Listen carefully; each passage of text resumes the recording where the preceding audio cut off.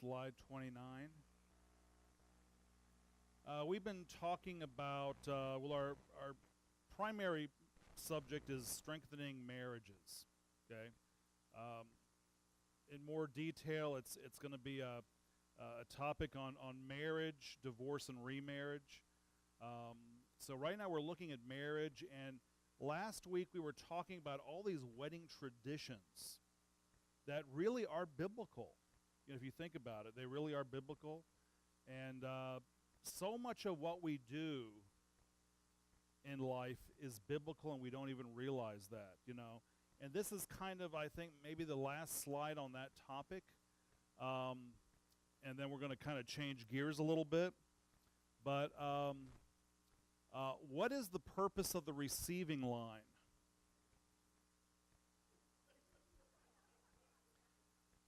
Now, that was Deacon Harry Allen who brought that up. Yeah.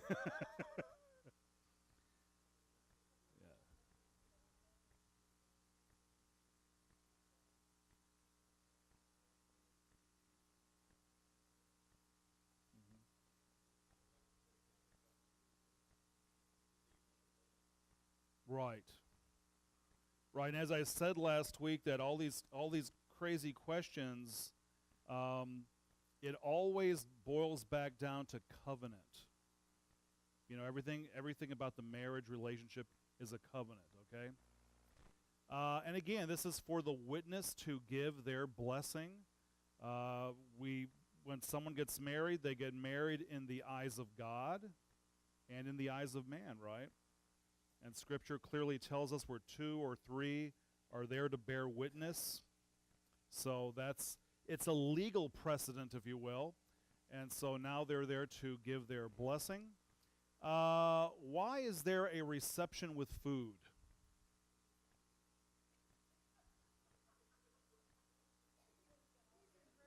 Yeah. Yeah. Okay.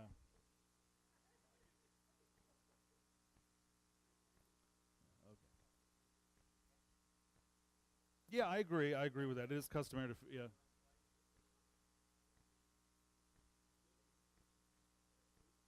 Right, right. The marriage supper of the Lamb, right?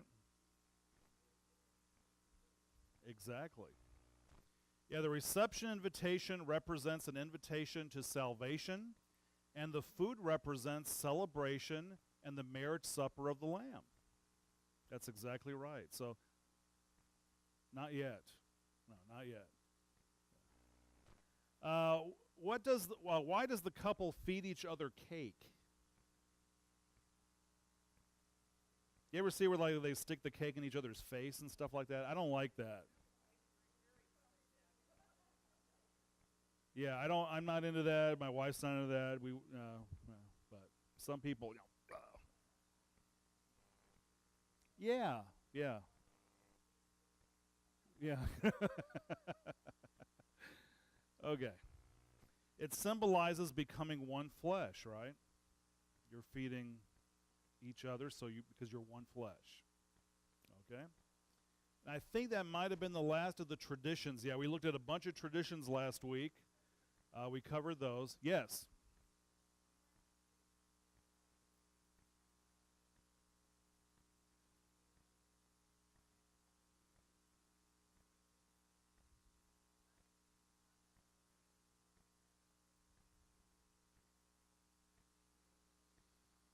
Yeah, I'll tell you. Traditionally, everybody usually wants boys when they have kids, because boys they marry girls. I mean, boys marry girls, but they make that family stronger. Whereas if you have girls, you're giving them away to other families. You see what I'm saying? So if you want your family to be bigger and stronger and more powerful as time goes on, you want to have a lot of boys. Okay? Well, it builds that. I mean, that's their land. That's their land. That's their property. That's their inheritance.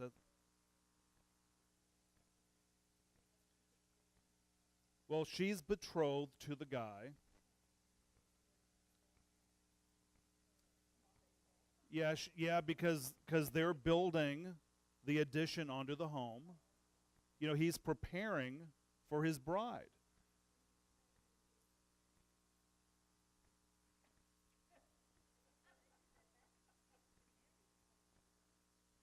Well, maybe they did begin, but it costs a lot of money. Bob.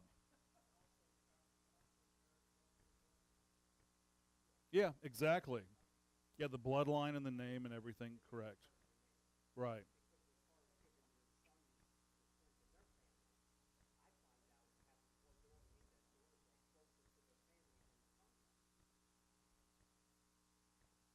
Yeah. Yeah. But like your sons, their name would be Link. And so they carry on that name, they carry on the bloodline where the girl kind of loses her maiden name, right? Yeah. But no, that's just the tradition, Charlene, and you'll have to talk to Jesus about that one day. But yeah, so they're building the addition, they're getting everything ready for the bride, and she's excited because she's got to get prepared too. You know, for marriage. You know, I mean, let me put it to you this way: when a boy turns 13, he has his bar mitzvah. Then he becomes a man. When the girl turns 12, she has her bat mitzvah. She becomes a woman. Okay, so now it's time for this prearranged marriage to come together. Okay, so they do their bargaining or talking or whatever the case might be. They make their arrangements. Now he's going back to prepare a place for his bride, and she also now has this time to prepare.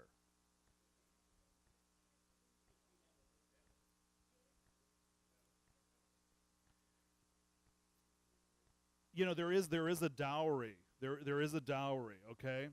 Uh, but the thing is, depending on the way that the betrothal was done, was the bride price paid ahead or was it paid later? And I think it just kind of depends on how that was worked out, okay? But they're both going to prepare. They're both excited, you know? And she doesn't know when he's coming. He could be back in a month. He could be back in a week. I mean, who knows when he's coming, right? And so because she doesn't know when he's coming, he when he gets close, he goes there and they do a loud shout. Remember I did that last week? I did that big shout. Okay? And that way they can hear in the distance, "Oh, my husband is coming." Okay? So now she can hurry up and get ready, and they do their nighttime procession, and so we kind of covered that last week. Yeah.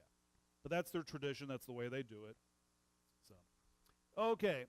So now we're going to change gears a little bit, and I want to look at 6 biblical purposes for marriage.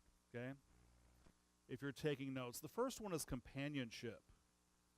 What did God say about Adam?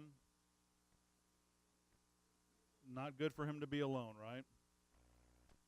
Another one is enjoyment. I think husbands and wives should enjoy each other. You know, if they don't enjoy each other, then boy, you're going to have a pretty miserable life. You know, okay. Another one should be completeness. We kind of talked about that a lot too. That the husband and the wife, they complement one another. Also fruitfulness, right? You know, God said, "Be fruitful and multiply and subdue the earth," right? You know, that was kind of like the first commandment. And, you know, that's like an ingrained thing that we have about us as people. You know, we're fruitful and multiply, and sometimes we allow that mentality to overshadow the covenant.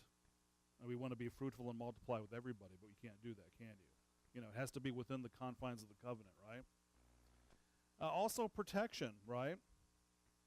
The man is the protector of the wife, but can the wife sometimes protect her husband? Sure. You know, somebody's bad-mouthing the husband, you would expect the wife now to jump in and, if it's true, right? Yeah. But, you would expect your spouse to defend your honor. And number 6, again, it is a typology of Christ in the church. And so it's a sacred thing. Marriage is a sacred thing. And if we need to really instill that into our young people today before they fall in love. Because once they get infatuated with somebody, and you're trying to teach them stuff, they're not going to listen, are they? Right. Okay. So why do so many marriages get into trouble? Well, because they're marrying for the wrong reason. I think that kind of is the key factor right off the bat. Again, infatuation, right? They become infatuated with each other. And statistically, infatuation wears off in around 7 years, give or take. Yeah, that's the statistic, yeah. And so usually when if I'm dealing with a couple and they're talking about divorce, I'll say, well, how long have you been married? 7 years, 6, 7 years, because they're dating and, get married, Yeah, oh yeah, how did you know? Well, because I know the statistic, They get infatuated with one another. Also, marrying for sexual pleasure. Sex is great. It's wonderful. God invented it. Amen? Yeah. Not too many people amening me on that one. But should that be the reason why we get married? No. No, it shouldn't. Another one is compensation for faults. It is true that sometimes opposites attract. It is true that the male should complement the female, and the female should complement the male. But that should not be the sole reason why two people get together. The lady might say, well, he's got a house, and I don't have a house right now, and I really need somewhere to live. Or, but I need a car, and boy, he's got that extra car in the backyard, I mean, don't people do stuff like that? Yeah, it sounds stupid, but that's exactly what people do. Also as a status symbol. Sometimes maybe a guy wants to marry up, or the girl wants to marry up, and, they want to be part of this family or this group, and, and again, is that really a reason to get married? No, not really. Hard luck case. Sometimes the girl might feel bad for the guy. Yeah, a lot of times it's, somebody feels bad for the other one, and they do it. And it's like, again, I can understand a little bit of this rationality to a point, but again, should that be the foundation of the marriage? Yeah. Yeah, I don't think it'll work either. So. Another reason for marital problems among professing Christians is the failure to apply biblical principles. Okay? Especially if you're a Christian. Why would you not apply biblical principles? Okay? It's kind of funny how a lot of people, they're Christian in the church, but as soon as they leave, they're living like the world and they're thinking like the world. And just like a little while ago, I had a meeting with Barbara, and one of the questions I asked her is I said, are we relating to the students the classroom properly to the living room? Are we transitioning? Because this is the classroom, but is it transitioning over to the living room? Are people really living out what we're teaching? And if they're not, then I think maybe we're doing something wrong, or maybe we're missing the boat somewhere, okay?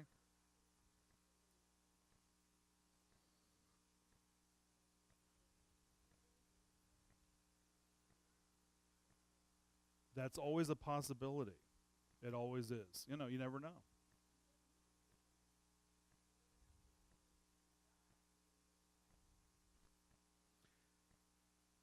Yeah, I think that a lot of people, it's not that they want to do wrong. Uh, Maybe they're just ignorant. Maybe they just don't know. Maybe they're a young Christian. Um, there could be a lot of reasons for it. So, um, again, ignorant of male and female roles. We talked about that a week or so ago. Genesis chapters 1 through 3, stresses three primary things. That first of all, that marriage is to be heterosexual. And what did we say heterosexual meant? Yeah, the husband and his wife is to be male and female, right? Yeah. It's not Adam and it's Adam and Eve, not Adam and Steve, right? Yeah, okay. Thought I'd throw that zinger in there. And we also taught that marriage is to be ideally monogamous, right? Should be monogamous, right? One spouse for life. Now, that doesn't always work out. Sometimes there is a divorce. Sometimes people die, okay? Things happen. That's life, okay? But preferably monogamous. So we said heterosexual, monogamous. And you remember the third one? Complementarian. That means the wife should be complementing the husband and the husband should be complementing the wife, okay? Like I said, Shelley knows things and can do things that I could not do in a million years, and there's things that I can do and things that I know that she doesn't know. And together we make a team, okay? And so that's the way a couple should be. And again, if people are if the male is taking on the female role and the female is taking on the male role, let me put it to you this way. Who's supposed to be the spiritual leader in the family? Okay, the husband. Y'all are sure about that, right? So now if the husband decides he's not going to do it, and the wife decides, okay, I guess I have to be the spiritual leader since my husband won't do it, will that work?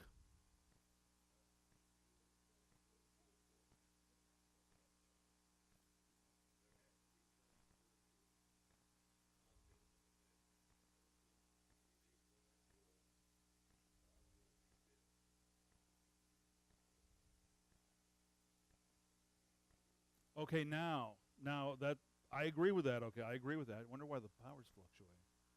Hope my thing doesn't go out on me. I'll just sit there and sing and dance for you. In the dark, yeah. Here's the problem, though. If the female is doing her duties as the female and wife and mother and everything, and now she has to take on the male's responsibilities on top of her responsibilities, in the long run, it's going to fail. You know what I'm saying? In the short run, it'll work because if there's no man, obviously the woman has to take on the responsibility.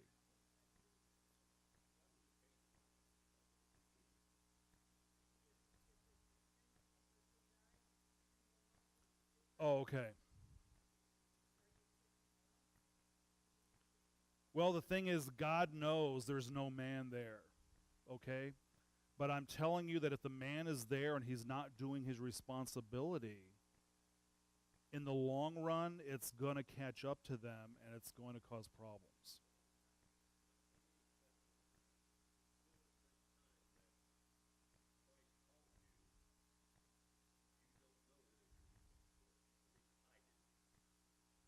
Right.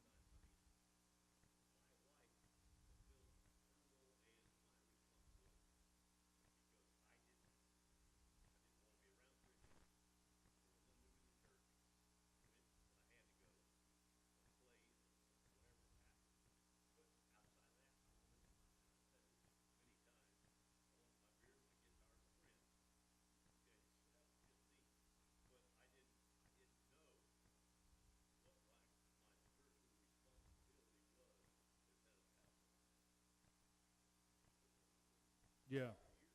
Yeah. And the thing is, though, in the long run, okay, go ahead, Agnes.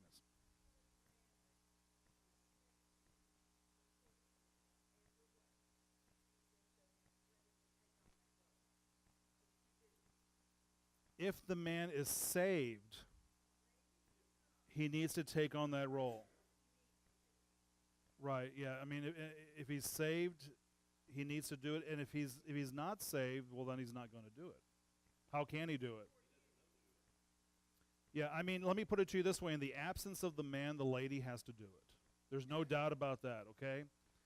But in the long run, it's going to hurt the family.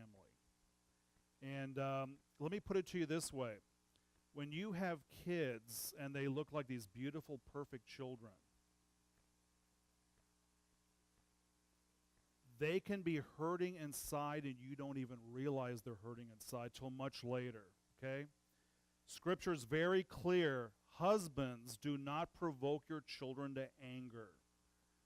And you know, you could have the most nicest, sweetest, good-looking kids in the whole world, but one day something's going to give, and they're going to manifest that anger in some manner, whether it is through drugs or depression or suicide or violence or something. Something's going to give sooner or later. A lot of them never get over it, yeah. Yeah, that's why God is so strong on that. You know, husbands, he doesn't say wives, he says husbands, do not provoke your children to anger. And I think part of that is the man has got to do his job. But if he relinquishes a job here and relinquishes another job here, and, you know, a lot of men, they like doing that. They like relinquishing it to the lady, okay? But now she's got to be the mother and the father. In the long run, it's going to cause harm, okay? Yeah, and if it's a situation, let's say the husband is really gone, you know, really absent.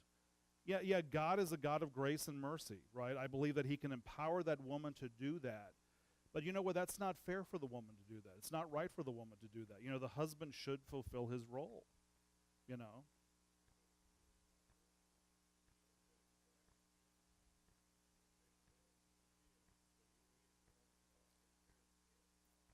Right. Now, but God knows that. God knows that. Again, he is a God of grace. He's a God of mercy. But you know what? Let's say that semi-job, if the man is saved, it's like the prerequisite. I got to go back. If the man is saved and his job is consistently keeping him out of church, he's got the wrong job. Then he needs to go to another trucking firm where he can be off on Sundays, okay? Everybody's got to work on, you know what? Did you know that I work on Sunday? Yeah, I work on Sunday. You know, sometimes Shelly has to work on Sunday. You know, we all had to work on Sunday, okay? But if there's a job keeping you out of church over and over and over and over again, you know what? You got the wrong job. Because I don't think God wants you to be in a job that's going to neglect your fellowship with God's people.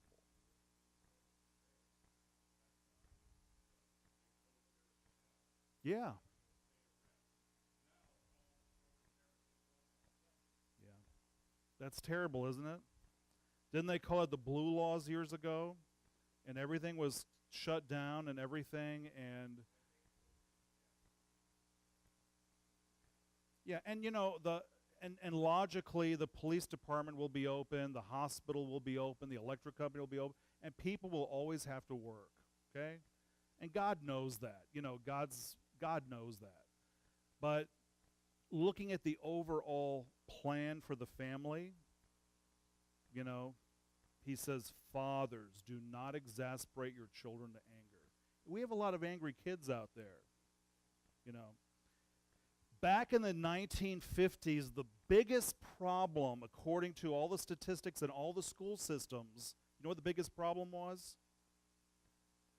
Chewing gum. That's exactly. Paul, you get the gold star again tonight. Chewing gum. You were goofing off too much. Chewing gum. Today, the biggest problem is kids bringing guns and knives to school. You know, And I mean, when you look at the suicides, you look at the drugs, you look at everything going on. I mean, things are going to hell. Okay, and these are all manifestations of anger. Okay.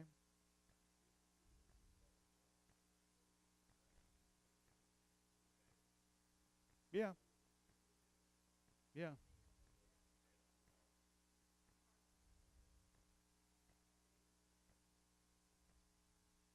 Right. Yeah. It's bad, Bob.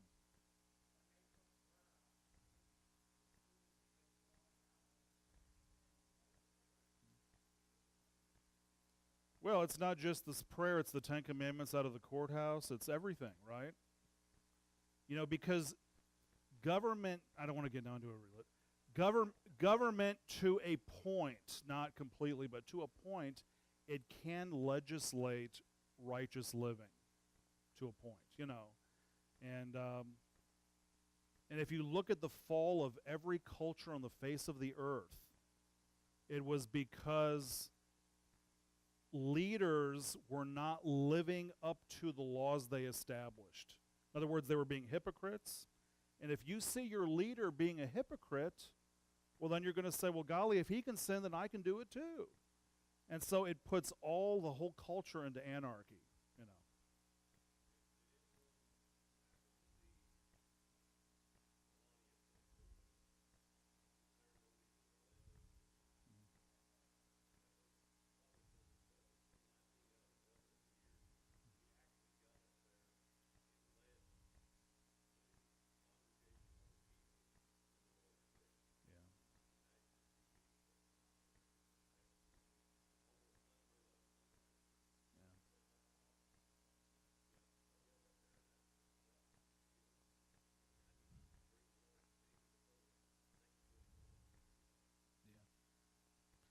Yeah. And yeah, I agree. I agree. So again, women, God gave women roles biblically, and God gave men roles. Okay, and there's going to be times there's going to be some transposition there. What happens if the man gets sick? The wife certainly might have to take on that responsibility. What happens if the wife gets sick? Well, then the man has to take that responsibility. But again, we're talking about long term. Long term. Okay. Another one is unwillingness to submit to each other and God. If Shelley knows something that I don't know and I know she's right, I need to be man enough to submit to her if she's right. And she needs to be a godly woman enough to submit to me when I'm right? And both of us need to submit to God. And sometimes it's pride. We don't want to submit because we're prideful. And, yeah, it is. Unfaithfulness, that's certainly something that can take many years to rebuild trust when there's unfaithfulness. And lack of leadership. We talked about this already, but again, is the husband to be the leader? But what kind of leader was that again? Yeah, or servant leader, right? He's to be a servant leader. That means, how does he lead? He leads by serving, by being the man and being the provider. We talked about that last week. The man is to be the protector, and he's to be the provider, and he's to be the principal. Yeah, I think I got that out of order. But anyway, yeah. And the man is to love his wife because that is the man's weakness, is showing love. The woman's weakness tends to be submission. So that's why the Bible very clearly singles men out. Men, love your wives. Wives, submit to your husband. Okay, so what attacks the family unit? Well, first of all, the Playboy view of marriage. Hollywood images of masculinity and femininity. I know that I look a lot like Arnold Schwarzenegger. But most pastors do not look like that. No. But you know what I'm saying. when you see these good-looking people on TV, that's not reality. A lot of times that is professional makeup and what are they? I don't even know all the terms. Airbrushing and you name it. I mean, trick photography. I'm a big Star Trek fan. I can't remember now which movie it was on Star Trek, but William Shatner would not let the movie be released because there was a scene where his butt looked too big. And it took hundreds of thousands of dollars for them to trim that thing down. But you know what? I mean, so it's just not reality. So don't expect your spouse to live up to some kind of a Hollywood level. Is that funny? But anyway, so it's just not realistic, okay? Another one is sexual perversion. Sexual perversion. You know, God invented sex, you know. Sex is good. Let me ask you a really stupid question. When God told Adam and Eve to be fruitful and multiply, right? And they were fruitful and they multiplied. Do you think God looked away and said, "Ooh"? No. Because it's a beautiful act, the husband and wife making love together. I mean, it's a wonderful thing, okay? It's nothing dirty, okay? But I'll tell you what it is. It's Satan that perverts and twists one of the most beautiful things. The husband and wife together in union as one flesh, procreating, but it's the devil that perverts it. You know, when you look into society today, you know, we have adultery, we have pedophilia, we have homosexuality, we've got transgenderism, we've got, I mean, the list goes on and on and on, okay? And, you know, God never said don't have sex, you know, but he wants you to do it within the confines of the covenant relationship. It's all covenant, right? Materialism. You know,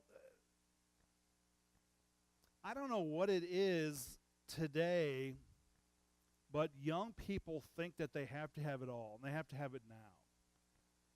You know, when you look at your grandparents, it took them their whole lives to accumulate their home and their cars, their nice clothing, and all the stuff that they have. You know, it took them their whole life to accumulate that. But young people, they think, well, I got to have that right now. You know, and again, materialism, it leads to debt. I mean, you know, I'm preaching probably to the choir tonight, but again, it leads to debt, and then they can't pay it, and bankruptcy, and, you know. It's not. It's really not. A lot of people are just so materialistic, you know.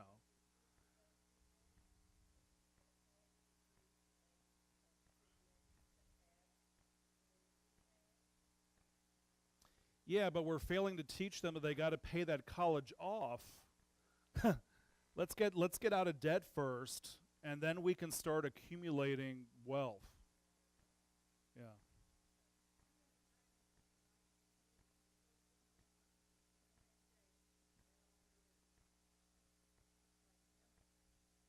Yeah. Because it's a quick thrill. When you get the new car, the new stuff, it's a thrill, but then the thrill starts wearing out. Art. Debt, it's against it. Here's the thing. The Bible talks more about dealing with finances than it talks about heaven and hell combined. Yeah, in fact, Jesus, most of what he talked much more about finances, okay? Because what is finances? Well, it's stewardship, okay? It's learning to take care of what you have, you know, and learning how to invest wisely and deal with it wisely, because really, doesn't everything belong to God? And he's blessed us by allowing us to be stewards of what belongs to him. And so he tells us in so many, many verses. I mean, Years ago, I did a class on that, and I brought up like all these verses. We're talking about money. It's unbelievable. So, but again, debt is generally it's a bad thing.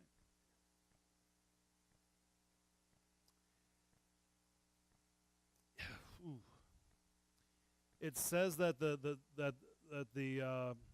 trying to think of how it's worded right now, that the debtor is always slave to the master, to the owner, and so it may not be a sin. Yeah, but it not only could lead to sin, it can lead to just a really miserable life. There you go. Did everybody get that? Yes.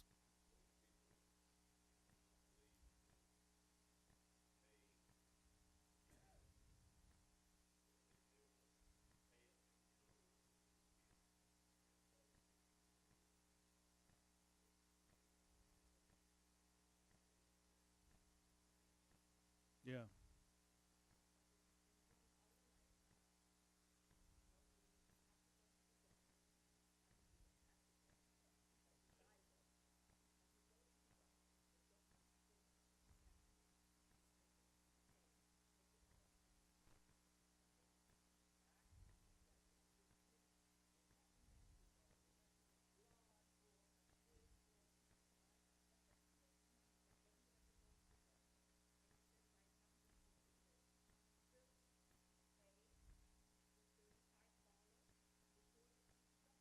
Mhm.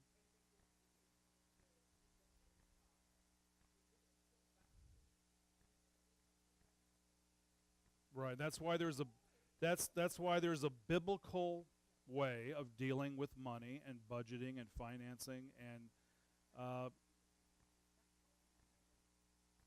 no, that's why you get on a plan. You get on a plan. God has a plan. God has a plan. And so anyway, and I've taught that class before, and I had another person come and teach that class before, and nobody came for the second installment of the class.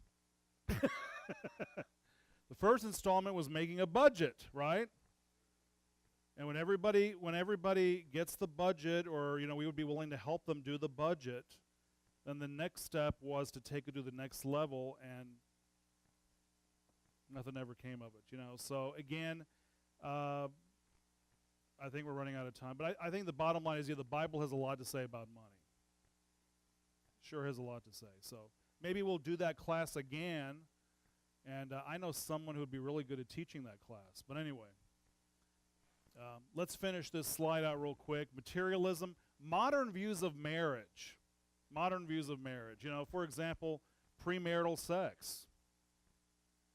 Well, I need to find out if I like the person first. Well, let's look at the statistics and just say it always leads into disaster. Again, prenuptial contracts.